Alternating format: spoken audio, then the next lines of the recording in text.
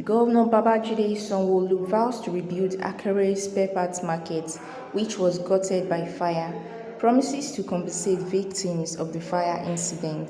Sanwo Olu directed that we should work with the local governments to be able to do a sort of holistic enumerations of those people that were affected in such a way to ameliorate the impacts of this disaster on the affected people.